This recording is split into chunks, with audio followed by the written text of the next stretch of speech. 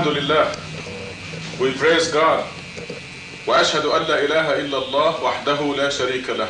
And we bear witness that there is no God except the one God. It is very important for any person to know who God is, to really appreciate why millions of people fall into idol worship. Why do they leave God and idolize Muhammad or Jesus or Mary or Saint Francis or Saint Jude or some helpless creature? And the main reason is that the people do not know who God is. They do not appreciate the greatness of God. So my purpose in this sermon is to share with you some idea about the greatness of God. And to appreciate the greatness of God, we have to think of this universe that we are living in. Our planet Earth is part of the solar system, as you all know. And by the way, I'm going to talk to you strictly about scientific facts, established scientific facts. This Earth is part of the solar system. It is the only planet in the solar system that has life. We went to the moon and we didn't see a single tree there or a mouse, nothing. We sent cameras to Mars and we didn't see a creature there, unless those rocks are creatures, as we saw in one of the cartoons. There is no life in the solar system except here on the planet Earth. Our sun, the center of this solar system, is 93 million miles away. Now I want you to watch these distances. 93 million miles away from us, the sun. And the light comes to us from the sun in 4 minutes. So remember this relationship. The light travels from the sun to the earth 93 million miles in 4 minutes. The solar system itself spans a distance of 2 billion to 4 billion miles. This is our solar system. So when you go to the edge of our solar system, if you travel 2 billion with a B, 2 billion miles away, how big is the planet Earth from that point? It will seem small. Okay, let us now go a little further. Let us talk about the galaxy, our galaxy. As you know, it is called the Milky Way galaxy. And the solar system is one, the sun of the solar system is one of 1 billion suns or stars in our Milky Way galaxy. It will take 4 minutes for the light to travel from the sun to the planet Earth, 93 million miles. You know how long it will take to cross the Milky Way galaxy? If you travel at the speed of light, you will cross the Milky Way galaxy, our galaxy, in 100,000 years, not 4 minutes, or 10 minutes, or 1 hour, or 10 hours, or 10 days, or 10 years. It will take you 100,000 years to travel across the Milky Way galaxy, our galaxy. Now, so if you go to the border, the edge of the Milky Way galaxy and try to find the planet Earth, where is it? It's minute, isn't it? Just a tiny mote. You know, when you look in the sunlight and see these little things flying, those are called motes. And the Earth is not even that, within the Milky Way galaxy. Well, let us travel, let us go on a little further. Let us go to our next door galaxy, our neighbor. You know how far it is, our neighbor galaxy? 2 million light years away.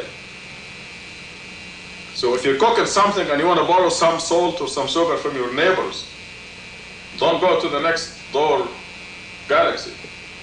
It will take you 2 million years going at the speed of light and 2 million years coming at the speed of light, and your cooking will be all gone. So 2 million light years from our galaxy to the next door galaxy. Now, so if you go to the next door galaxy and try to find the planet Earth in the Milky Way, what are your chances of seeing the planet Earth? Using the strongest possible imaginable telescope, can you find the planet Earth? How about your house? Or you?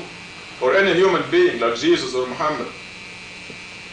Can you see them from that galaxy, our next door galaxy? Shall we move a little further? There are 1 billion galaxies in our universe. This is 1 billion with a B. A billion trillion stars in our galaxy. In our universe, excuse me. There are 1 billion galaxies in our universe. A billion trillion stars in our universe. Our universe now has distances of 10, 15, up to 26 billion light years. Distances within our universe. And you can easily imagine this now. If our next door galaxy, and these are all, I remind you, these are all scientific, established scientific facts. 26 billion light years within our universe. You have to agree with me that when you go to the edge of our universe, it is hopeless to try to find the planet Earth. It is such an insignificant speck in God's kingdom. It is an established physical fact that when you go, if you go to the edge of our universe, you cannot possibly see the planet Earth. You cannot possibly see the sun of our solar system, let alone the planet Earth. So that's our universe. Before we leave our universe, that's the next step. I would like to remind you that, in fact, I will do a calculation thing with you right now. Let us say the number of stars in our universe is not a billion trillion. Let us just take a smaller number, quintillion. Quintillion. That's a smaller number of stars in our universe.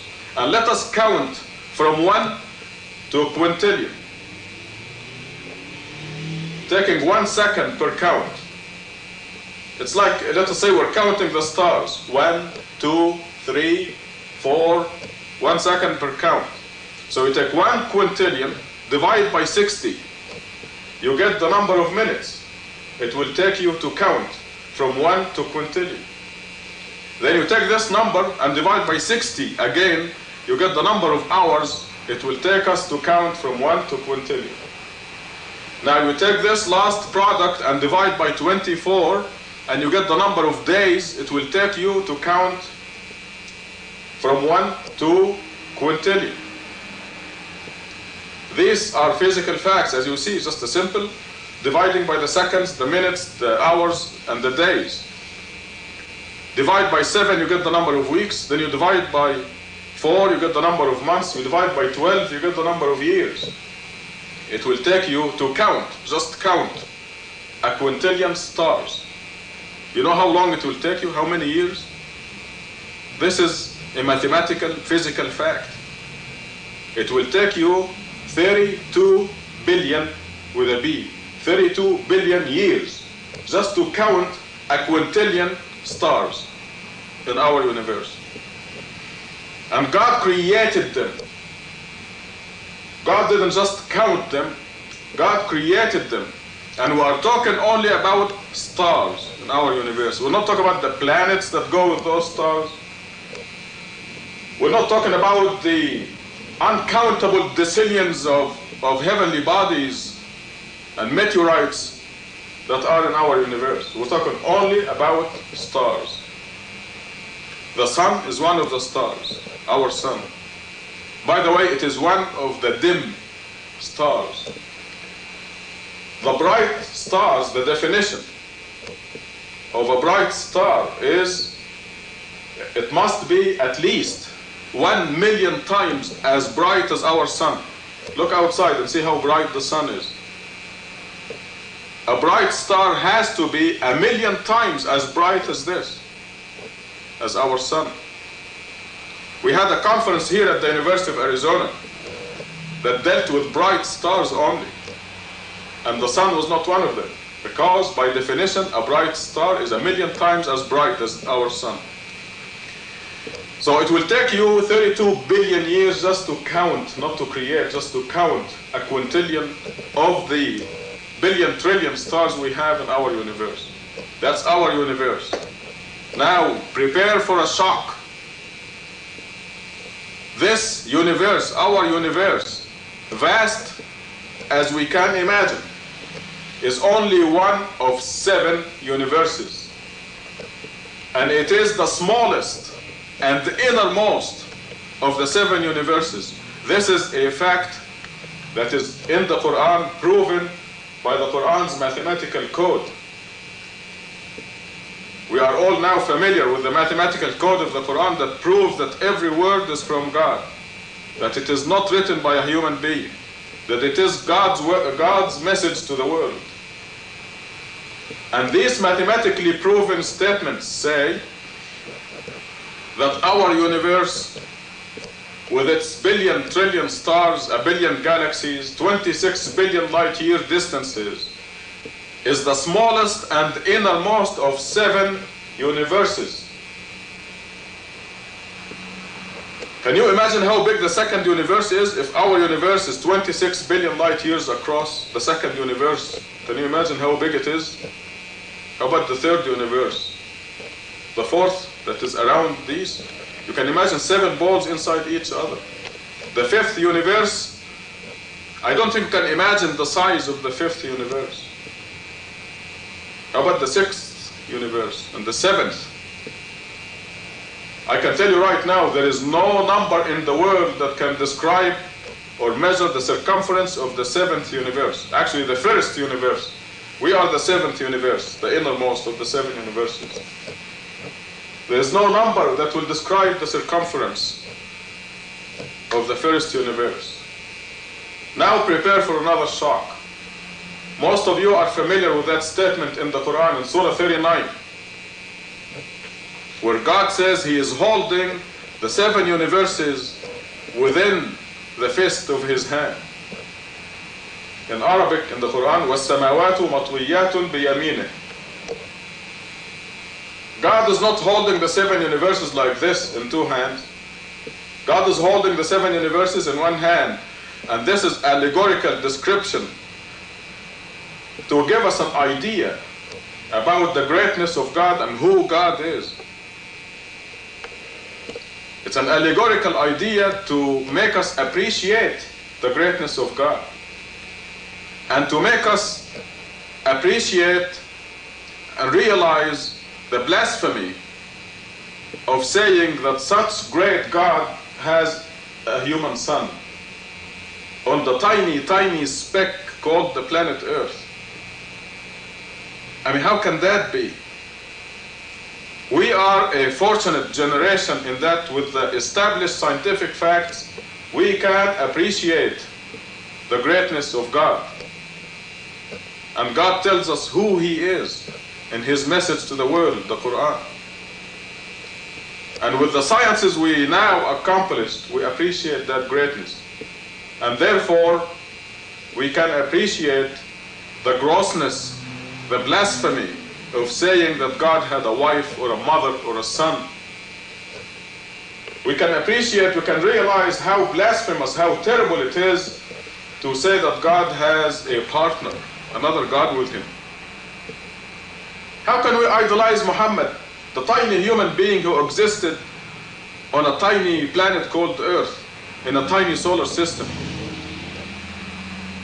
What was Muhammad's role in deciding the speed of rotation of the moon, for example? The moon rotates around itself and around the Earth. Yet, we always see one side of the moon, the same side of the moon. Because of the perfect, synchronized movement of the moon around itself and around the Earth, we see only one side. And if that movement was off by 1 second, we will see the other side of the moon. This precision in God's creation. What was the role of Muhammad or Jesus or Mary or St. Francis in deciding that speed of rotation of the moon? This elaborate system, everything going in its orbit precisely. We know exactly what time the sun will rise in the year 2025, July 4th, 2025. We know exactly, in Tucson, Arizona, for example, we know exactly what time will the sun rise and from what spot. Because the sun follows God's laws, God's creation, and follows the exact orbit. God is holding the 7 universes in his hand. That's who God is.